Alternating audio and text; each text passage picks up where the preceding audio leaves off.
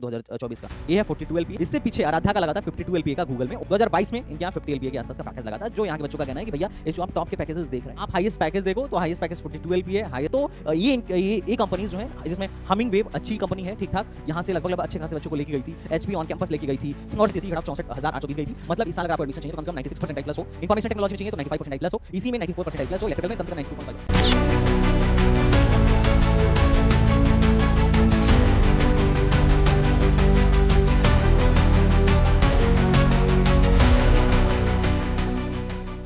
सो hello बच्चा party, welcome back to STVG and this is Sandeep bhaiya. और guys, आज के वीडियो में हम ट्रिपल एम यूटी गोरखपुर का हॉनेस्ट रिव्यू करने वाले हैं।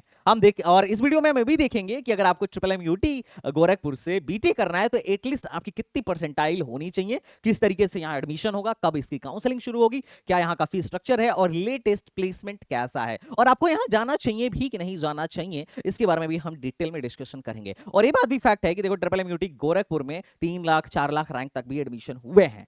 तो भैया वो किस तरीके से हुए हैं, उन लोगों ने कैसे काउंसलिंग कराया, उसका भी मैं आपको हैक बताने वाला हूं। तो बच्चों पार्टी, चलिए शुरू करते हैं अपने इस वीडियो को। और ये बात बिल्कुल सच है कि अभी एनआईआरएफ डेटा को अगर तुम देखो उठा के, तो यूपी स्टेट गवर्नमेंट के अंदर जितनी भी गवर्नमेंट यूनिवर्सिटीज या इंस्टीट्यूट्स हैं, अगर उसमें सबसे अच्छा पोजीशन किसी का है तो ट्रिपल एम यूटी गोरखपुर का है। NIRF ranking triple M UT की गोरखपुर की 84 है। टॉप 100 में इकलौता स्टेट गवर्नमेंट का कॉलेज है। बाकी जो भी इनके कॉम्पिटिटर्स हैं, जैसे एचबीटीयू कानपुर हो या आईआईटी लखनऊ हो, ये लोग टॉप 100 से बाहर हैं। टॉप 100 में तो इनकी कोई पोजीशन ही नहीं है।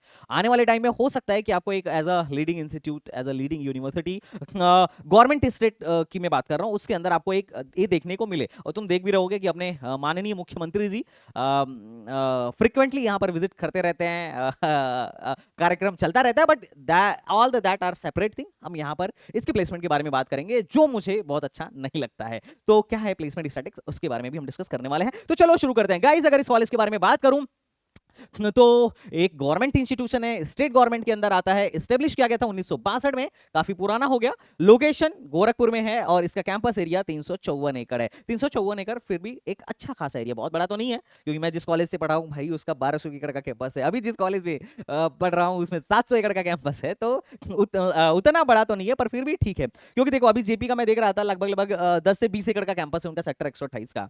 और यहाँ पर 13 एकड़ में तो इन्होंने लगभग क्या बना रखा है, स्टेडियम बना रखा है। तो जितने में इनके स्टेडियम और extra curriculum activity, sports ground वगैरह हैं, उतने में एक कॉलेज बन जाता है प्राइवेट वालों का। तो कैंपस एरिया फिर भी ठीक है। अगर मैं मोड ऑफ एडमिशन की, अगर मैं कनेक्टिविटी की बात करूं, तो आपको पहले तो ये शहर से थोड़ा सा बाहर नजर आता था, पर अभी क्या है कि अब तो शहर में आ गया है, क्योंकि शहर काफी तेज एक्सपेंड कर रहा है। अब मैं इसी शहर से हूं, तो मैं नहीं बोलूंगा कि शहर अच्छा नहीं है। ऑब्वियसली मैंने अपनी पढ़ाई यहीं की है, तो शहर बहुत अच्छा है। लेकिन अगर तुम मेट्रो सिटी वाले हो, अगर तुम्हें उस टाइप का एक्सपोजर चाहिए, तो वो चीज यहाँ नहीं मिलेगा। ऑब्वियसली पूर्वांचल है, तो लोग भी पूर्वांचल वाले ही मिलेंगे, बट फिर भी मतलब ठीक ठाक है, लोकेशन अच्छा है।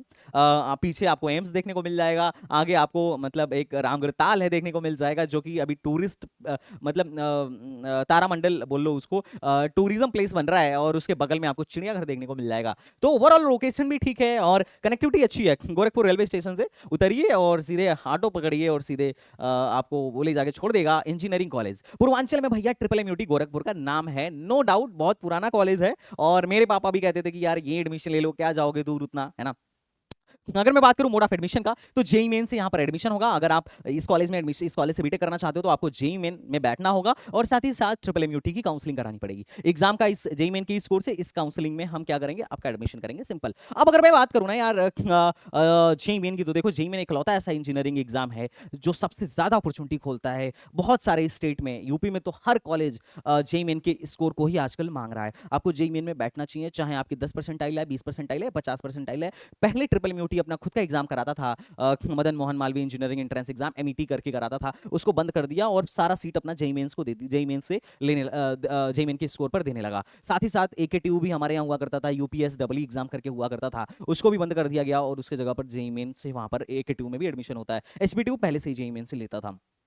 तो ओवरऑल अगर आपको यहाँ एडमिशन लेना है तो जेई मेन आपको देना पड़ेगा। जेई मेन अगर आप दे रहे हो तो आप यकीन मानो आपकी अगर 20 भी परसेंटाइल आई ना और आप मेरे काउंसलिंग प्रोग्राम में हो तो भी मैं आपका कहीं ना कहीं एडमिशन वो भी सरकारी में करा ही दूंगा। इस बात की मैं श्योरिटी दे सकता हूँ, गारंटी दे सकता हूँ। अगर काउंसलिंग की बात करूँ तो आपको ट्रिपल एमयूटी कराना पड़ेगा। एक कब काउंसलिंग होती है तो अप्रैल अटेम्प्ट में जब जेई मेन आपका रिजल्ट एनटीए आपका रिजल्ट रिलीज करेगी उसके बाद ये लोग अपना काउंसलिंग शुरू कर देते हैं। अब उसकी टाइमलाइन बहुत इंपॉर्टेंट है और अगर आपको सही सही टाइमलाइन खुद को रेगुलर अपडेट रखना है तो मैं कहूंगा एसटीबीजी को फॉलो कर लीजिएगा, बेल आइकन दबा लीजिएगा, सब्सक्राइब करें, जो करना है कर लीजिए, लेकिन एसटीबीजी पर फ्रीक्वेंटली विजिट करते रहिए अगर आप अपने परसेंटाइल पर बेस्ट इंजीनियरिंग कॉलेज चाहते हैं तो। क्योंकि टाइमलाइन जो टाइम मतलब कब फॉर्म आ रहा है, कब आपको भरना है, कब चॉइस फिलिंग करनी है, कब डॉक्यूमेंट वेरिफिकेशन कराना है, कब फिजिकल रिपोर्टिंग करनी है, ये सब एवरीथिंग इज इंपॉर्टेंट और आपको इन सब का जानकारी एक साथ, हर कॉलेज की जानकारी एक ही प्लेटफॉर्म पर मिलेगी, दैट इज एसटीबीजी। अगर मैं बात करूं कि भाई कौन कौन से यहाँ पर कोर्सेज आपको देखने को मिल जाते हैं तो यहाँ पर आपको देखने को मिल जाता है कहाँ किस किस ब्रांच में बीटेक कराता है। तो यहाँ पर आपको देखने को मिल जाता है computer science, IT, electronics, electrical, IT in electronics in IoT, internet of things में इन्होंने नया लॉन्च किया है। उसके साथ साथ अगर मैं बात करूं तो मैकेनिकल इंजीनियरिंग, केमिकल इंजीनियरिंग और सिविल इंजीनियरिंग, ये टोटल ब्रांचेज हैं इनके यहाँ। अब बात आती है कि कौन कौन सी ब्रांचेज एनबीए से एग्रीडिकेटेड है तो सिर्फ 4 ब्रांच को ही एनबीए ने इनके यहाँ एग्रीडिकेट किया हुआ है। वो है कंप्यूटर साइंस, वो है इलेक्ट्रॉनिक्स एंड कम्युनिकेशन, वो है इलेक्ट्रिकल इंजीनियरिंग और आपका मैकेनिकल और सिविल। आई थिंक शायद 5 ब्रांच को एनबीए ने एग्रीडिकेट किया है, बाकी ब्रांचेस अभी एग्रीडिकेटेड नहीं है। आईओटी एग्रीडिकेटेड नहीं है, आईओटी अभी चूंकि नया लॉन्च हुआ है तो नए ब्रांच वैसे भी एनबीए से एग्रीडिकेटेड नहीं होते हैं। Okay, I hope you are getting my point. हमेशा अगर किसी ब्रांच को एनबीए एग्रीडिकेट कर रही है इसका मतलब वो ब्रांच एक मिनिमम थ्रेशोल्ड को पार कर रहा है। उस ब्रांच को चलाने के लिए कॉलेज को जो जो रिसोर्सेज अवेलेबल करानी चाहिए, जो लैब फैसिलिटी फैकल्टीज अवेलेबल करानी चाहिए, इसका मतलब वो सारी फैकल्टीज फैसिलिटीज वो कॉलेज अवेलेबल करा रहा है, तभी एनबीए ने उसके उस ब्रांच को एग्रीडिकेट किया है। इस बात को ध्यान रखिएगा। बहुत सारे एनआईटीज में भी कंप्यूटर साइंस को एनबीए एग्रीडिकेट नहीं किया है, बहुत कम ही कॉलेज होंगे जिनके कंप्यूटर साइंस को एनबीए ने एग्रीडिकेट किया होगा। अब मैं बात करूं कि इनके एग्रीडिकेशन और रैंकिंग के बारे में तो एआईसीटी से इनको अप्रूवल मिला हुआ है और नैक ने इनको ए ग्रेड की यूनिवर्सिटी बताई है। और यूजीसी की अगर बात किया जाए तो यूजीसी ऑब्वियसली यूनिवर्सिटी है तो यूजीसी से अप्रूवल मिला ही है। और साथ ही साथ एनआईआरएफ रैंकिंग की बात करूं तो इंडिया में अगर एमएचआरडी का डेटा देखा जाए तो एनआईआरएफ डेटा के अकॉर्डिंग 84th नंबर पे आते हैं। बाकी कोई भी इनका मतलब कॉलेज जो इनके सिमिलर माने जाते हैं, चाहे वो एचबीटीयू हो या फिर ट्रिपल एमयूटी हो, ये टॉप 100 सॉरी एचबीटीयू हो या फिर वो आईआईटी लखनऊ हो, ये लोग टॉप 100 में है भी नहीं, टॉप 100 में है भी नहीं। ठीक है, लेकिन इसका मतलब ये नहीं है कि ये टॉप 100 में आ गया तो इनसे अच्छा प्लेसमेंट करा रहा होगा या इनसे अच्छा होगा, इसका मतलब ऐसा कुछ भी नहीं है। एनआईआरएफ में प्लेसमेंट का बहुत बड़ा फैक्टर भी नहीं है। ठीक है, प्लेसमेंट अगर देखोगे तो बहुत सारे ऐसे कॉलेज हैं एनआईआरएफ में जो नीचे हैं और उनसे नीचे कम प्लेसमेंट देने वाले ऊपर हैं। तो रैंकिंग एमएचआरडी के रैंकिंग के हिसाब से 84 पर है, ये लोग नहीं है, लेकिन प्लेसमेंट के हिसाब से ये दोनों इससे बेहतर है। ओके, ब्रांच की अगर मैं बात करूं तो पिछले कुछ सालों में ट्रिपल एमयूटी में ब्रांच काफ़ी ज़्यादा बढ़ गई हैं। अगर तुम कंप्यूटर साइंस में बात करो तो अपना होम स्टेट के लिए लगभग 292 सीटें हैं और अदर स्टेट के लिए लगभग 25 सीटें हैं। तो टोटल 300 प्लस सीटें आपको सिर्फ कंप्यूटर साइंस में मिल जाएंगी। इंफॉर्मेशन टेक्नोलॉजी में 138 होम स्टेट के लिए और कुछ सीटें इसका 10% 13-14 सीट अदर स्टेट के लिए हैं। तो टोटल नंबर ऑफ सीटें इनके यहाँ 1189 होम स्टेट के लिए रिजर्व्ड हैं और बाकी टोटल इतनी सीटें हैं अदर ब्रांच के लिए जो कि यहाँ पर आपको दिख रहा होगा। तो 10% सीट जो है यहाँ पर अदर स्टेट के लिए है और 10% सीट जो है हर ब्रांच का अदर स्टेट के लिए है और बाकी की सीट जो है होम स्टेट के लिए। अब अदर सीट का चूंकि 10% रिजर्व्ड है इसलिए अदर स्टेट का भी लो रैंक तक एडमिशन हो जाता है। और बाकी की ब्रांचेज तो बाकी हमारे यहाँ 90% ओवरऑल सीट का 90% जो है होम स्टेट के लिए रिजर्व्ड है। अब चूंकि होम स्टेट वाले यहाँ इसके बारे में पूरा जानकारी रखते हैं इसलिए होम स्टेट की कट ऑफ अच्छी खासी जाती है। बाकी अदर स्टेट वाले ज़्यादा जानते नहीं है तो 10% में भी उनकी कट ऑफ लो चली जाती है। ये टोटल नंबर ऑफ सीट्स है जिसमें देख सकते हो। और ट्यूशन फीस बिहेवियर ये इंपॉर्टेंट फैक्टर है। जिन लोगों के पेरेंट्स की इनकम कम है, जो लोग फीस माफ कराना चाहते हैं, तो टोटल 51 सीटें ऐसी हैं जो ट्यूशन फीस बिहेवियर स्कीम के अंदर आती हैं। अगर आपको मतलब हर कॉलेज का 5%, हर ब्रांच का 5% सीट एफडब्ल्यू के अंदर आता है। अगर एफडब्ल्यू के अंदर अगर एफडब्ल्यू स्कीम के तहत आप एफडब्ल्यू शीट पर एडमिशन लेते हो तो फिर आपकी जो फीस है बहुत कम लगेगी। 75,000 इनका ट्यूशन फीस है, 75,000 पूरा का पूरा माफ हो जाएगा। तो ट्यूशन फीस बिहेवियर के लिए आपको काउंसलिंग के टाइम में टीएफडब्ल्यू सीट को अलग से सेलेक्ट करना पड़ता है और फॉर्म भरते टाइम भी इन्हें उसमें यस और नो पूछता है तो यस पे क्लिक करना पड़ता है। ठीक है, ट्यूशन फीस वेवर के लिए दो ही चीजें जरूरी हैं, एक तो यूपी का डोमिसाइल और दूसरा पेरेंट्स की इनकम कम, आपके पास इनकम सर्टिफिकेट होनी चाहिए। अब बात करता हूं किसकी बात करते हैं अपन, एलिजिबिलिटी क्राइटेरिया की। तो एलिजिबिलिटी क्राइटेरिया क्या है, तो यहाँ दो एलिजिबिलिटी क्राइटेरिया है ट्रिपल एमयूटी में एडमिशन लेने के लिए। देखो होम स्टेट अदर स्टेट इसका कोई एलिजिबिलिटी क्राइटेरिया नहीं है। होम अदर स्टेट वालों के लिए 10% सीट रिजर्व है, वो वहाँ के उस सीट पर एडमिशन ले सकते हैं। होम स्टेट वाले तो एडमिशन लेंगे ही लेंगे। एलिजिबिलिटी क्राइटेरिया बोर्ड का जिस तरीके से आईआईटीज ने 75% का एलिजिबिलिटी क्राइटेरिया लगा रखा है, उसी तरीके से ट्रिपल एमयूटी ने भी लगा रखा है। इन्होंने बोला है कि candidate should have pass 10+2 examination with at least 55% marks. Okay, तो कम से कम आपके 12th में 55% मार्क्स होने चाहिए। और अगर मान लो इन केस आप SC ST हो, अगर आप SC या ST हो तो भैया 50 पर भी काम चल जाएगा, 50 पर भी कम चल जाएगा। ओके, उसके साथ साथ and with list 60% average marks, 50% average marks in mathematics physics and one of the following, इनमें से कोई। तो 12th में तो 55% होना चाहिए और PC मान के चलो फिजिक्स प्लस मैथमेटिक्स प्लस कोई भी केमिस्ट्री हो या कंप्यूटर हो या कुछ भी हो, इन तीनों को मिलाकर कम से कम आपके 60% एग्रीडिगेट या एवरेज बनना चाहिए। दो क्राइटेरिया है, एक तो बोर्ड में 55% और PCM का एग्रीडिगेट 60%। तो अगर ये है तो आप यहां पर क्या है, एलिजिबल हैं। अगर इन दोनों में से कोई भी आप फुलफिल नहीं कर रहे हैं तो आप एलिजिबल नहीं है, इस बात को मेरे दोस्त ध्यान रखिएगा। रिजर्वेशन पॉलिसी तो देखो यहाँ पे बहुत अच्छा खासा रिजर्वेशन है। अदर स्टेट का कोई रिजर्वेशन नहीं है। 10% सीट जो है जनरल आपके CRL रैंक से भरी जाएगी, लेकिन अंदर वाली जो सीट है, जो होम स्टेट की सीट है, जो 90% होम स्टेट के लिए रिजर्व्ड है, उसमें 21% सीट जो है वो ST की है, 21% सीट जो है ST की है, 2% सीट जो है 21% सीट जो है SC की है, 2% सीट जो है ST की है, 27% सीट जो है OBC की है और 10% सीट जो है EWS की है। और बाकी जो सीट इसके बाद बचेगी उसमें जनरल और बाकी सारे लोग भी जा सकते हैं। मतलब बाकी जो सीट बचेगी वो ओपन सीट है, वो ओपन सीट है। लगभग 50% सीट ओपन है और बाकी सभी मिला के देखिएगा तो लगभग 50-60% के आसपास का बनेगा। तो ये है अपना हॉरिजॉन्टल रिजर्वेशन इन लोगों के लिए। बाकी इनमें वर्टिकल रिजर्वेशन भी है कि अगर कोई फ्रीडम फाइटर है, फ्रीडम फाइटर का मतलब जिसके दादाजी, अब देखो किसी का बेटा, किसी के पिताजी तो फ्रीडम फाइटर होंगे नहीं, वो बहुत पुरानी बात हो गई। तो अब अगर मान लीजिए आपके दादाजी या नानाजी फ्रीडम फाइटर थे तो आपको 2% का रिजर्वेशन मिलेगा विद इन योर कैटेगरी। तो 2% का रिजर्वेशन बहुत अच्छा नंबर है, क्योंकि फ्रीडम फाइटर लोग बचे नहीं है। फ्रीडम फाइटर में तो बहुत लो रैंक तक एडमिशन होता है मेरे दोस्त। अगर मान लीजिए आपके पिताजी आर्म फोर्सेज में हैं या फिर आर्म फोर्सेज में थे या रिटायर्ड हो चुके हैं या जो भी रहा है, आर्म फोर्सेज वालों के लिए 5% सीट वर्टिकली रिजर्व्ड है। और साथ ही साथ अगर आप फिजिकल हैंडीकैप्ड हैं तो उसके लिए तो अलग से रिजर्व्ड है। और मोस्ट इंपॉर्टेंट थिंग, अगर आप नारी हैं तो सब पर भारी हैं, 20% सीटें नारियों के लिए, लड़कियों के लिए अलग से रिजर्व्ड है। तो लड़कियों की कट ऑफ और ज्यादा लो जाती है। तो अगर आप गर्ल्स हैं तो ट्रिपल एमयूटी में आपको इसका बहुत अच्छा बेनिफिट देखने को मिल जाएगा। अब बात करते हैं ट्यूशन फीस की कि इनकी फीस कितनी है। तो देखो इनकी ट्यूशन फीस जो है 75,000 है, 75,000 है, 75,000 है। लेकिन टोटल फीस जो है हॉस्टलर के लिए एक साल की 1,35,000 पड़ेगी, प्लस हॉस्टल फीस 29,000 और प्लस मेस फीस 36,000। तो अच्छा खासा 2 लाख प्लस आपका बजट यहाँ पर बन जाएगा। और अगर आप नॉन हॉस्टलर हैं तो आपको हॉस्टल फीस तो देनी नहीं पड़ेगी। डे स्कॉलर अगर आप हैं तो सिर्फ आपकी फीस 1,37,000 जाएगी। और हॉस्टलर हैं तो 1,35,000 फर्स्ट ईयर में, और उसके बाद से हॉस्टल फीस 29,000 और प्लस पर सेमेस्टर मेस फीस 18,000 आपको देनी पड़ेगी। तो टोटल फीस आप देखिएगा 2 लाख से ज्यादा आपका बैठेगा। और ये पहले साल की फीस बता रहा हूँ। सेकंड ईयर से फीस कम हो जाती है। सेकंड ईयर से फीस जो है 1,27,000 आपकी हो जाएगी, second year, third year and fourth year की। पहले साल में caution money, admission fees, there are a lot of charges, इसलिए आपको टोटल अमाउंट 1,35,000 देना पड़ेगा। हॉस्टल और mess at the time of admission बाद में आप दीजिएगा। ओके, तो ये टोटल फीस है जो आप आराम से देख लीजिए, क्लियर कर लीजिए। अब बात करते हैं, देखो हमने फीस तो भैया दे दिया, कम से कम 7 से 8 लाख तो लेंगे ही लेंगे, है ना। तो अगर हम 7 से 8 लाख कॉलेज को दे रहे हैं तो कॉलेज की ROI कैसी है, कॉलेज का प्लेसमेंट स्टैटिक्स कैसा है। तो अब देखिए यहाँ से ट्रिपल एमयूटी की, मतलब ट्रिपल एमयूटी का झोल शुरू होता है। मुझे जो लगता है, मतलब गजब की हवाबाजी। पहले मुझे लगता था सिर्फ प्राइवेट वाले ही करते हैं, फिर डाटा देख के लगा भाई कोई भी कर सकता है। देखो हवाबाजी देखो, पिछले साल इन्होंने एक NIRF डेटा लॉन्च किया जिसमें दिखाया कि, एकदम फैक्ट डेटा बता रहा हूं, अंदर की बात बता रहा हूं।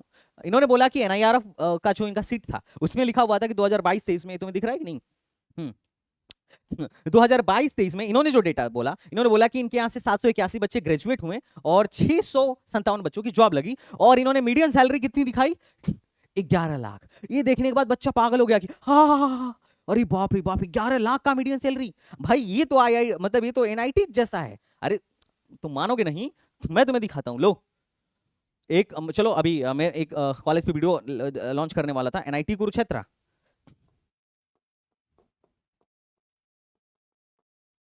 एनआईटी कुरुक्षेत्र, एनआईआरएफ डेटा, ये देखो।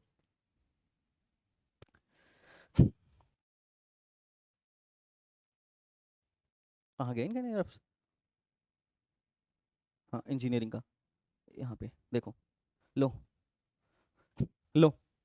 एनआईटी कुरुक्षेत्र का एनआईआर डेटा है कि 1100 में से 590 बच्चे प्लेस्ड हुए और 9 लाख का मीडियन सैलरी है।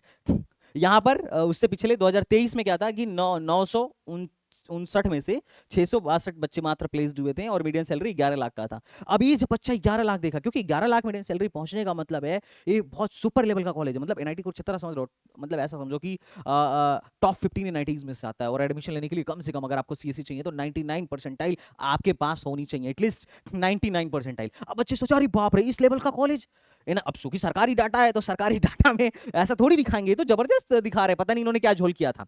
ये लास्ट ईयर जो अब इन्होंने एनआईआरएफ सीट अपनी रिलीज करी थी वो था, लेकिन अभी मैं एनआईआरएफ खोल के देखा तो सेम ईयर में ये लोग लिख रहे हैं कि 781 बच्चे थे और नंबर ऑफ स्टूडेंट भी घटा दिया। पहले बोल रहे थे 657 बच्चे प्लेस्ड हुए हैं, अब बोल रहे हैं 606 बच्चे प्लेस्ड हुए हैं। नंबर कितने बच्चे हायर एजुकेशन के लिए गए, तो पहले कह रहे थे 112, अभी भी कह रहे हैं 112, लेकिन अब मीडियन सैलरी 9 लाख कर दिया। अब मीडियन सैलरी देख रहा हूं एक ही साल की, सेम ईयर में पहले ये बोल रहे थे 11,15,000 है, अब कह रहे हैं 9,000। और इससे ज्यादा सोचने वाली बात देखो, इससे पहले 2023 से पहले 2022 में जो इन्होंने डेटा सबमिट किया था उसमें इन्होंने 4.5 लाख की मीडियन सैलरी दिखाई जो कि लुल्लू है, और उससे पहले 4 लाख की दिखाई वो भी लुल्लू है। 4 लाख 4.5 लाख तक तो मेरे को समझ में आ रहा था, क्योंकि जिस तरीके से कॉलेज में प्लेसमेंट है मेरे हिसाब से मीडियन सैलरी भी लगभग लेस देन 6 ही होनी चाहिए। पर अभी इन्होंने 9 लाख का दिखा दिया मीडियन सैलरी और पिछले साल 11 लाख का दिखा दिया, मतलब फुल हवाबाजी, समझ लो तुम। तो एनआईआर देख के तो मेरा तो भैया विश्वास उठ गया कि एक ही साल में पता नहीं क्या कर रहे हैं और कैसे कौन वेरीफाई कर रहा है और किस तरीके से कर रहा है। I don't know, I don't have idea even. Okay, but मैं इस पे ज्यादा टिप्पणी नहीं करना चाहूंगा क्योंकि तुम्हें पता है, ठीक है। अब मैं बात करता हूं प्लेसमेंट रिकॉर्ड की। इस साल की प्लेसमेंट रिकॉर्ड क्या है? तो इस साल इन्होंने जो अपना ब्राउचर रिलीज किया है, मैं कोई फर्जीवाड़ा हवा में बात नहीं कर रहा हूँ, इनकी बात को बात कर रहा हूं। इन्होंने बोला कि एवरेज पैकेज हमारे यहाँ 6 एलपीए का है, हाईएस्ट सैलरी 42 एलपीए है और नंबर ऑफ ऑफर्स 800 है। अब तुम्हारे सहूलियत के लिए मैं बता देता हूं, हाईएस्ट पैकेज जो 42 एलपीए लगा था सोफिया सिंह का, वो ऑफ कैंपस था, ऑन कैंपस नहीं था। इनका इस साल जो पैकेज था 42 एलपीए, ये भी ऑफ कैंपस था। और इस सॉरी यहाँ पे आप देखो 2024 का, ये है 42 एलपीए, ऑफ कैंपस था। इससे पीछे आराध्या का लगा था 52 एलपीए का गूगल में, वो भी ऑफ कैंपस था।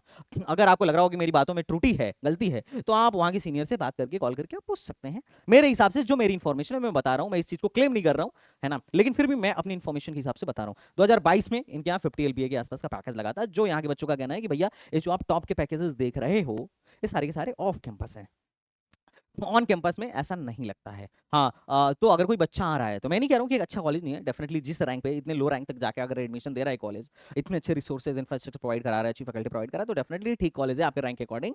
पर इतनी हाई एक्सपेक्टेशन मैं नहीं बोलूंगा, क्योंकि जो गूगल है, गूगल नहीं आई है यहाँ, ना इस साल आई है ना पिछले साल आई थी, ठीक है। पता नहीं कभी की आई हो तो मैं नहीं जानता, लेकिन अभी गूगल हो गया, माइक्रोसॉफ्ट हो गया, फलाना ढिमकाना, जो टॉप की कंपनीज आप सोच रहे हो या आपको लग रहा है कि बैठने का मौका मिलेगा, या इनफैक्ट इन लोगों ने डाल भी रखा है अपने रिक्रूटर्स में, इन्होंने अपने रिक्रूटर्स में डाल भी रखा है कि हमारे यहाँ लाइक कब के रिक्रूटर्स में, 2023 के रिक्रूटर में इन्होंने गूगल डाल रखा है, अमेजॉन डाल रखा है, तो गूगल इनके यहाँ आई नहीं है, ठीक है। बस इन्होंने डाल रखा है, हो सकता है कि चूंकि इनके बच्चे गूगल में जाते हैं तो इसलिए गूगल इनका रिक्रूटर हुआ, लेकिन एक कंपनी यहाँ विजिट नहीं करती है, क्या बोलते हैं, गोरखपुर जैसे लोकेशन पे या इस कॉलेज में। तो ये चीज़ है जहां तक मेरी इंफॉर्मेशन है। अगर कभी का आई हो, पहले का आई हो, तो मैं नहीं बता सकता, पर लेटेस्ट जिनका मैं 2-3 सालों से देख रहा हूँ ऐसा है नहीं वैसे।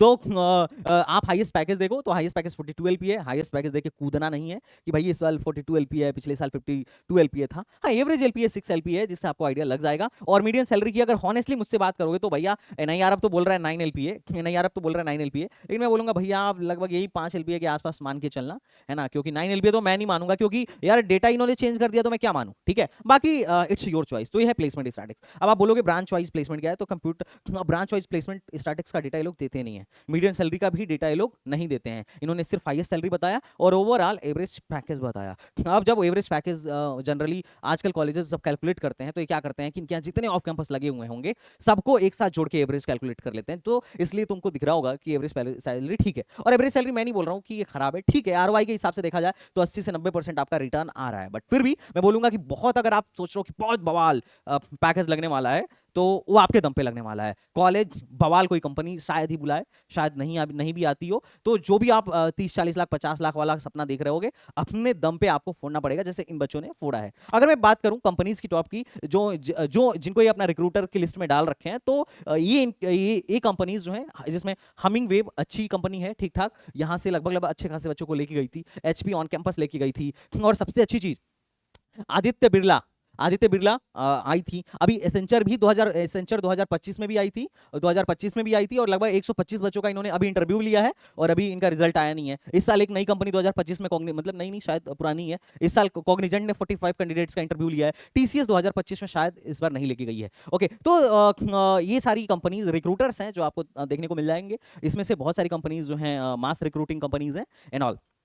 बट मैकेनिकल सिविल वालों के लिए जैसे आदित्य बिरला हो गया, एल&टी हो गया, अच्छी कंपनी विजिट करती हैं। एमजी मोटर्स के आई थिंक चेयरमैन यहीं के एलुमनाई हैं। मतलब यहाँ का एलुमनाई नेटवर्क बहुत अच्छा है, खासकर गवर्नमेंट सर्विसेज में तो बहुत अच्छे पोजीशन पे यहाँ के लोग बैठे हुए हैं। पीडब्ल्यूडी में हम लोग के टाइम पे भी बहुत अच्छे लोग थे, मतलब यहीं के एलुमनाई बहुत अच्छे पोजीशन पे थे। तो एलुमनाई नेटवर्क ठीक है। अगर मैं 2023 के प्लेसमेंट की बात करूँ तो यहाँ पर नंबर ऑफ ऑफर्स 937 बच्चों को, 937 टोटल नंबर ऑफ ऑफर्स आए थे। हाईएस्ट पैकेज 58 एलपीए का था और एवरेज पैकेज 6.8 एलपीए का था। तो this is all the placement of 2023, और ये रिक्रूटर्स की लिस्ट है जो यहाँ पर आपको देखने को मिल जाएगा। ओके बच्चा पार्टी, आप बात करते हैं प्लेसमेंट हाइलाइट्स की कि 2024 का प्लेसमेंट हाइलाइट क्या रहा और 2023 का प्लेसमेंट हाइलाइट क्या रहा। तो आप यहां पर देख सकते हैं सोफिया सिंह, जो मैं बता रहा था, ये सीएससी की स्टूडेंट थी। 2024 में इनको 42 एलपीए का पैकेज लगा था सर्विस नाउ में, और हमिंग वेव में 27 स्टूडेंट को फुल टाइम जॉब ऑफर हुआ था 13 एलपीए का, जो कि ऑन कैंपस था। ये जो वाला बात मैं बता रहा हूँ वो ऑफ कैंपस का बात है। तो 42 एलपीए की कोई भी ऐसी कंपनी अब तक ट्रिपल एमयूटी में नहीं आई है ऑन कैंपस। ओके, 2024 में 26 स्टूडेंट को ये आदित्य बिरला ग्रुप 7 एलपीए पर लेके गई थी। ये अच्छा है, दिस इज द गुड, क्योंकि और आदित्य बिरला जो है सिविल मैकेनिकल वालों के लिए ही आती हैं। आईबीएम में 17 बच्चे गए थे 4.5 एलपीए की जॉब पर, और एक बच्ची आयुषी अग्रवाल का आईटी से इंफॉर्मेशन टेक्नोलॉजी की थर्ड ईयर स्टूडेंट का 2024 में सॉफ्टवेयर डेवलपमेंट रोल में एज अ इंटर्न इन्होंने ज्वाइन किया था। अच्छा खासा मतलब ये लोग देते हैं लगभग आई थिंक 1 एलपीए के आसपास उसमें एज अ इंटर्न देते हैं। 4 स्टूडेंट एचपी में अच्छा 4 बच्चे ऐसे थे जो एचपी में एज अ इंटर्न सेलेक्ट हुए थे, उनको पीपीओ मिल गया था 8 एलपीए के आसपास। देखो आज के टाइम में पीपीओ मिलना या इंटर्नशिप मिलना इट्स अ वेरी डिफिकल्ट, लेकिन अभी यहाँ पे 4 बच्चे गए थे एचपी में जिनको पीपीओ मिल गया था। 2023 की अगर हाइलाइट्स की बात करूं तो आराध्या त्रिपाठी थी, इनको गूगल ने 52 एलपीए का पैकेज ऑफर किया था। उसके बाद जो सेकंड हाईएस्ट था एकांश सक्सेना का था 42 एलपीए का, किशन सक्सेना का थर्ड हाईएस्ट था 19.12 एलपीए का। तो देखो ये जो तुम गूगल देख रहे हो, ये सब देख रहे हो ना, ये सारे ऑफ कैंपस थे। उसके अलावा 80 के सेजल गंगवार का 80 के पर एनम का की इंटर्नशिप लगी थी अमेजॉन में, और अदिति श्रीवास्तव और बाकी मतलब अदिति श्रीवास्तव सीएससी की थी, और आर्यन पारिहार ईसी का एक स्टूडेंट था जिसकी माइक्रोसॉफ्ट में इंटर्नशिप लगी थी 1.25 लाख का। तो आप देख सकते हो यहाँ पर यहाँ के बच्चे, अब देखो ये जो होता है ना, ये इंटर्नशिप अब माइक्रोसॉफ्ट कॉलेज में नहीं आती है, इनके ड्राइव्स होते हैं, यहाँ पर बच्चे अप्लाई करते हैं और खुद से फोड़ते हैं, ठीक है। तो ये यहाँ के बच्चे भी इन टॉप के कंपनीज में, इन टॉप के माइक्रोसॉफ्ट हो गया या इस टाइप के टॉप के कंपनीज में एज अ इंटर्न जा रहे हैं, और वो भी 1-1.5 लाख रुपए के कितने के स्टाइपेंड पे। ये बहुत अपने आप में बहुत अच्छी बात है। ओके बच्चा पार्टी, अब बात करते हैं कट ऑफ की। तो प्लेसमेंट ये देख के आपको एक बात अंदाजा लग जाना चाहिए कि प्लेसमेंट देखो ठीक है, ओके है, मैं नहीं बोलूंगा बहुत खराब है, मैं भी नहीं बोलूंगा जितना हवाबाजी चल रही है बाकी मार्केट में जो लोग बताते हैं उतना अच्छा है, ये बात फैक्ट है। लेकिन जिस हिसाब से एडमिशन चल रहा, जिस लो रैंक तक एडमिशन यहाँ पे मिल रहा है उस हिसाब से ओके है। आपको अगर एक बेहतर IIT मतलब NIT IIIT नहीं मिल रही है या HBTU IIT लखनऊ नहीं मिल रहा है, तो आप ट्रिपल MUT बिल्कुल ऑप्ट करो, एक बढ़िया ऑप्शन होगा। क्योंकि पहली बात तो पूर्वांचल में बहुत इसका अच्छा खासा नाम है, एलुमनाई नेटवर्क तगड़ा है, इंफ्रास्ट्रक्चर भी ठीक है, और बाकी फंडिंग वंडिंग तो कॉलेज को अच्छा मिल ही रहा है। ओवरऑल ठीक है, लोकेशन की वजह से भी एक इम्पैक्ट पड़ता है कि लोकेशन की वजह से भी बहुत सारी कंपनीज बहुत सारे कॉलेजों में विजिट नहीं कर पाती है, पर ओवरऑल आपको ठीक ठाक देखने को मिल रहा है। यहाँ के बच्चे ऑफ कैंपस भी पढ़ रहे हैं और इंटर्नशिप भी निकाल रहे हैं। अब बात करते हैं कट ऑफ की। देखो अगर आप कट ऑफ की बात करोगे तो सीएससी में, सीएससी की लास्ट ईयर देखो, यहाँ पर एक बात आप क्लियर समझिएगा, होता क्या है, ट्रिपल एमयूटी की जब काउंसलिंग स्टार्ट होती है, ट्रिपल एम की जब काउंसलिंग स्टार्ट होती है तो 5 नॉर्मल राउंड होते हैं, 5 नॉर्मल राउंड होते हैं। उसके बाद से एक स्पॉट होगा और स्पॉट के बाद एक स्पेशल स्पॉट होगा, वो भी ऑफ कैंपस जाके एक स्पेशल स्पॉट होगा अगर सीटें बचती हैं तो। और 5 नॉर्मल राउंड के बाद एक इंटरनल स्लाइडिंग भी होगी। इंटरनल स्लाइडिंग क्या है कि नीचे की ब्रांचेज, अगर मान लो कोई सिविल में है और ऊपर खाली है, तो इंटरनल स्लाइडिंग राउंड में ऊपर वाले ब्रांच में बच्चे को शिफ्ट कर दिया जाएगा और सिविल वाली सीट जो है स्पॉट राउंड के लिए खाली कर दी जाएगी, ये होता है। तो जो ये लोग डेटा अवेलेबल कराते हैं कट ऑफ का, ये सिर्फ 5 नॉर्मल राउंड तक का कराते हैं। इंटरनल स्लाइडिंग का कोई डेटा ये लोग नहीं दिखाएंगे आपको, स्पॉट काउंसलिंग का भी डेटा ये लोग नहीं रिलीज करेंगे और स्पेशल स्पॉट का भी डेटा नहीं रिलीज करेंगे। पर हमें आइडिया होता है, मुझे आइडिया इसलिए होता है क्योंकि हर साल मेरे बच्चे बहुत सारे जाते हैं ट्रिपल एमयूटी में, बहुत सारे बच्चों का एडमिशन कराता हूँ, हजारों बच्चों की काउंसलिंग करता हूँ हर साल। तो मुझे आइडिया होता है कि ट्रिपल एमयूटी में यहाँ स्पॉट में जाके किस रैंक तक एडमिशन हो जा रहा है, स्पेशल में किस रैंक तक एडमिशन हो जा रहा है। तो मैं बच्चों को गाइड करता रहता हूँ, देख भाई ये रैंक है पहुंच जा, ये रैंक है पहुंच जा, एडमिशन हो जाएगा। तो वहां मेरे बच्चों को बहुत ज्यादा फायदा मिल जाता है और उससे मेरे को आइडिया भी मिलता रहता है कि किस रैंक तक एडमिशन हो रहा है, क्योंकि वहां तो बोलते रहते हैं रैंक, नाम बोल के बुलाते हैं कि पैसे दो सीट लो, तो वहां पे ना बच्चा मेरे को इन्फॉर्मेशन देता रहता है, समझ रहे हो। तो ये सारा खेल डेटा का है। बट मैं आपको जो बताने वाला हूँ 5 राउंड का ही बताने वाला हूँ, क्योंकि यही ऑफिशियल है। ज्यादा बोलोगे पर कॉलेज वाले लगेंगे करने की, डेटा दिखाओ, है ना। बाकी internal sliding spot special round का डेटा जब मेरे वेबिनार्स होते हैं तो मैं उसमें बोलता भी रहता हूँ, बताता भी रहता हूँ, इसका भी आइडिया आपको दे दूंगा। तो मैं नॉर्मल राउंड, क्योंकि ये फिक्स है कि होगा, ये दोनों होंगे कि नहीं होंगे डिपेंड करेगा कि सीट यहाँ बचा है कि नहीं बचा है, पर हर साल बचता है। तो अब हम इसके बारे में डिस्कस करेंगे कि मतलब जो फिक्स है जो होगा उसमें कट ऑफ क्या गई थी। तो 5वें राउंड में सीएससी की कट ऑफ 64,820 गई थी। मतलब इस साल अगर आपको एडमिशन चाहिए तो कम से कम 96 परसेंटाइल प्लस हो, इंफॉर्मेशन टेक्नोलॉजी में चाहिए तो 95 परसेंटाइल प्लस हो, ईसी में 94 परसेंटाइल प्लस हो, इलेक्ट्रिकल में कम से कम 92.5 परसेंटाइल प्लस हो। रैंक मैंने लिख दिया है, ये परसेंटाइल मैं अप्रोक्सीमेट बता रहा हूं, रैंक तो 100% फिक्स है कि लास्ट ईयर इतनी गई थी, इस साल इससे थोड़ा बढ़ भी सकती है, घट भी सकती है, डिपेंड्स ऑन यूनिवर्सिटी का रेपुटेशन और साथ ही साथ कितने लोग काउंसलिंग कराने के लिए बैठ रहे हैं। ईडब्ल्यूएस वालों का कट ऑफ आपको यहाँ पे देखने को मिल जाएगा। ओबीसी का उससे भी कम जाता है, देखो ये 96, ये 95, ये 94.8। ओबीसी का चूंकि 27% रिजर्वेशन है, इनका 10% रिजर्वेशन है, तो इस तरीके से जिसका जितना ज्यादा रिजर्वेशन है उतनी कम कट ऑफ। सिंपल।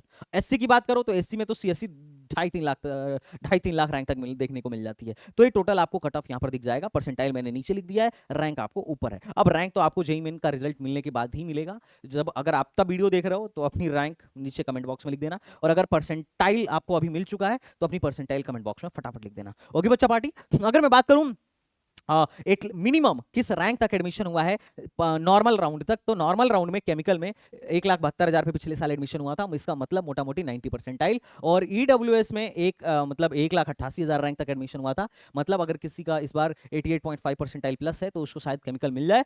ओबीसी में 87 परसेंटाइल प्लस है तो केमिकल मिल जाए, और एससी में 56 परसेंटाइल प्लस है तो केमिकल मिल जाए। तो ये लगभग आपका कट ऑफ रहने वाला है। अच्छा, गर्ल्स का इससे भी लो कट ऑफ जाएगा, गर्ल्स का इससे भी लो कट ऑफ जाएगा, क्योंकि गर्ल्स के लिए 20% अलग से सीटें क्या है रिजर्व्ड है। और आईओटी का भी मैंने यहाँ पर परसेंटाइल लिख दिया है, और बाकी कट ऑफ तो आपके सामने है, आप देख लेना, वीडियो लंबी हो रही है, I am not going to explain much more. Other state वालों को ज्यादा फायदा मिलता है, क्योंकि देखो होम स्टेट में सीएससी चाहिए 64,000 पे बंद हो गया, मतलब मोटा मोटी 96 परसेंटाइल प्लस लेके आना पड़ेगा। लेकिन अदर स्टेट वाले, अब अदर स्टेट में कोई दिल्ली का बच्चा जनरली नहीं पढ़ने आता है, यहाँ 3 ही स्टेट के ज्यादा बच्चे देखने को मिलेंगे। एक उत्तर प्रदेश, क्योंकि सारी सीटें यूपी वालों के लिए रिजर्व्ड है, बाकी 10% में आपको बिहार वाले और झारखंड वाले देखने को मिलेंगे जनरली। बाकी एक आध कहीं से भूला भटका आ गया तो अलग बात है। अब हमारे यहाँ के बच्चों को 64,000 रैंक पे ही सीएससी बंद कर दिया, और बाहर वालों के लिए 1 लाख के बाद खुला, और क्लोजिंग थी 1,04,091, मतलब 1 लाख प्लस रैंक तक। हमारे वाले वहां को 64,000 के अंदर ही सीएससी बंद कर दिया, और बाहर वालों को 1 लाख प्लस रैंक तक एडमिशन मिला। देख रहे हो अब ऐसा हुआ क्यों? क्योंकि बाहर वालों के लिए तो बहुत कम सीटें हैं, 10% सीटें हैं। ऐसा हुआ इसलिए क्योंकि बाहर वालों को ज्यादा ज्ञान ही नहीं था। अब जिसकी रैंक, अब इसी रैंक के बीच में सारी सीटें भर गई, 1,09,24 से लेके 1,04,291 के बीच जितने भी बच्चे आए 25 बच्चे, इसी के अंदर सारा भर गया। बात समझ में आ रहा है? Information technology 94 percentile plus, EC 91 percentile plus, electrical 91.5 percentile plus, जिससे आपको आइडिया लग जाएगा कि अदर स्टेट को किस रैंक तक ये लोग एडमिशन दे रहे हैं। और अगर अदर स्टेट का कोई बच्चा ओवरऑल 90 परसेंटाइल प्लस भी लेकर आ रहा है तो मैं बोलूंगा अप्लाई करो, स्पॉट तक बैठो आराम से, तुम्हें एडमिशन ट्रिपल इम्यूनिटी में पक्का मिल जाएगा। अब होम स्टेट वालों को एडमिशन लेने के लिए मिनिमम कितना परसेंटाइल हो, तो अगर तुम नॉर्मल राउंड में एडमिशन लेना चाह रहे हो तो मैं तो कहूंगा कि कम से कम आपके पास ठीक ठाक परसेंटाइल होनी चाहिए। आप यहां पर देखो, कम से कम 90 परसेंटाइल प्लस होनी चाहिए, 90 परसेंटाइल प्लस होनी चाहिए नॉर्मल राउंड के लिए, एक सीट फिक्स करने के लिए। और अगर आप रिस्क लेने को तैयार हो कि भैया मैं स्पॉट तक बैठूंगा, तो आपके 80 to 85 परसेंटाइल भी हैं, तो भी मैं कहूंगा आपका काम बन सकता है। In case of general category उससे लो पे भी काम बन सकता है, पर अभी इतना ही लेके चलते हैं। ओके, और अदर स्टेट वालों का तो भैया अदर स्टेट वाले नॉर्मल, अगर आपको एडमिशन चाहिए नॉर्मल राउंड तक तो 90 परसेंटाइल, और अगर आप स्पॉट राउंड तक रिस्क लेने को तैयार हो तो अगर आपके 80 से 85 परसेंटाइल भी हैं तो भैया मैं कहूंगा आप ट्राई करना। स्पॉट राउंड की जब काउंसलिंग होगी तो मैं आपको इन्फॉर्म भी करूंगा, और अगर आपको मुझसे काउंसलिंग करानी है तो आप हमारे काउंसलिंग प्रोग्राम को भी ज्वाइन कर सकते हो। आपके लिए आपको इसके लिए एसटीबीजी एकेडमी ऐप डाउनलोड करना होगा और वहां से जाके हमारा काउंसलिंग प्रोग्राम ज्वाइन करना होगा। अगर आपको फर्दर डिटेल चाहिए तो नीचे आपको मेरा नंबर दिख जाएगा, आप नंबर पर कॉल करके हमारी टीम से कंसल्ट भी कर सकते हो। ओके बच्चा party, campus life okay okay है, ठीक ठाक है, फेस्ट वगैरह होते रहते हैं। आप बहुत मतलब आपके हिसाब वाली सिटी नहीं है तो उस तरीके की आपको वो चीजें नहीं मिल पाएंगी, पर फिर भी ठीक ठाक है। ओके, अगर मैं बात करूं यहाँ के एलुमनाई का, तो यहाँ का एलुमनाई नेटवर्क बहुत अच्छा है, कॉर्पोरेट से लेके गवर्नमेंट जॉब तक मचा रहे हैं, मतलब बहुत अच्छे अच्छे पोस्ट पर यहाँ के एलुमनाइज हैं। आप देखो एमजी मोटर्स के प्रेसिडेंट जो हैं यहीं के एलुमनाइज हैं, राजीव सर। इसके अलावा बहुत सारे हैं यहाँ के एलुमनाइज, जिसकी वजह से इंटर्नशिप मिलना थोड़ा सा बच्चों के लिए ज़्यादा आसान हो जाता है। तो आप नोटेबल एलुमनाइज की लिस्ट यहाँ पर देख सकते हो। अब बात करते हैं कॉलेज के प्रोज एंड कॉन्स की। वीडियो थोड़ी मेरी लंबी हो जाती है। देखो, बड़ा कैंपस से अच्छा है, कंपटीशन भी अच्छा है क्योंकि अच्छे रैंक तक के बच्चे ये लोग ले रहे हैं, 96 परसेंटाइल मतलब बहुत अच्छा। क्लब्स भी अच्छे खासे हैं, कॉलेज का स्ट्रॉन्ग रेपुटेशन है, फेस्टिवल भी अच्छा खासा है, और अभी तो फंडिंग भी अच्छा खासा मिल रही है, कोडिंग कल्चर आपको ठीक ठाक मिल जाएगा, और सबसे अच्छी चीज एलुमनाई नेटवर्क अच्छा है। कौन की बात करूं तो यार ये लोग फीस अपना बढ़ाते जा रहे हैं। पहले इनकी फीस इतनी ज्यादा नहीं थी, अब इन लोगों ने फीस काफी ज्यादा बढ़ा दिया है। लोकेशन बच्चों का कहना है, मैं पुअर नहीं बोल रहा हूँ क्योंकि मैं वहीं का हूँ, अपनी जगह को तो कोई पुअर नहीं बोल सकता। लोकेशन बच्चों के हिसाब से थोड़ा सा अप टू मार्क नहीं है। प्लेसमेंट जितना बच्चे कहते हैं भैया जितना हम सोच के देख के आए थे वो प्लेसमेंट उतना ज्यादा अच्छा नहीं है, क्योंकि मोस्ट ऑफ द जो हाईएस्ट पैकेज हमको हमें न्यूज़पेपर वगैरह में सुनने को मिलता है सारा का सारा ऑफ कैंपस होता है। अब ऐसे ऑफ कैंपस देखें तो यार प्राइवेट वाले तो 1 करोड़ का ऑफ कैंपस दिखाते हैं, और सेम चीज ये भी वही दिखा रहे हैं, ये चीज बच्चों का कहना है। ठीक है, स्टार्टअप कल्चर में बच्चे कहते हैं कि थोड़ा सा वो एक्सपोजर नहीं मिल पाता है, और हॉस्टल लाइफ भी बच्चों का कहना है कि थोड़ा सा एवरेज, ये नॉट लाइक मच। ओके, अब बात करते हैं, थैंक यू नहीं, अब बात करते हैं कि HBTU से बेटर ऑप्शन आपके लिए क्या, ट्रिपल MUT से बेटर ऑप्शन आपके लिए क्या हो सकता है। तो पहला ऑप्शन है भैया, अगर आप इसी स्टेट में चेक कर रहे हो तो आपके लिए मैं बोलूंगा कि आप HBTU ट्राई करो, और नहीं तो IET ट्राई करो। अदर स्टेट में देख रहे हो तो YMCA ट्राई करो। आप RGI PT भी ट्राई कर सकते हो, RGI PT भी ट्राई कर सकते हो। उसके अलावा पंजाब यूनिवर्सिटी, UIT चंडीगढ़ भी आप ट्राई कर सकते हो, UIT चंडीगढ़ भी ट्राई कर सकते हो, चंडीगढ़ भी ट्राई कर सकते हो। अगर मान लो भैया मुझे ट्रिपल MUT भी नहीं मिल रहा है तो फिर मैं क्या करूं, तो फिर आपको KNIT की तरफ जाना चाहिए, KNIT से बढ़िया है ट्रिपल MUT, BIT झांसी की तरफ जाना चाहिए, एंड अदर्स GFTI की तरफ जाना चाहिए। ठीक है, तो ये टोटल आपको मैंने एक आइडिया दे दिया कि इससे बेहतर ऑप्शन क्या हो सकते हैं। उसके अलावा प्राइवेट के भी ऑप्शंस हैं, ऐसा कुछ नहीं है, प्राइवेट में भी आप देख सकते हो, लेकिन इस पर मैं अलग से डिटेल वीडियो बनाऊंगा। तो अगर आपको वीडियो अच्छी लगी हो, बहुत मेहनत के साथ, बहुत रिसर्च के साथ वीडियो बनाता हूँ मेरे दोस्त, तो अगर आपको मेरी वीडियो अच्छी लगी हो तो लाइक एंड सब्सक्राइब कर दीजिएगा चैनल को। एक बार कमेंट बॉक्स में अपना एक्सपीरियंस बता दीजिएगा, और चैनल को फॉलो करना मत भूलिएगा। चलिए मिलते हैं नेक्स्ट वीडियो में, तब तक के लिए बाय बाय, टाटा एंड जय Hind, thank you so much.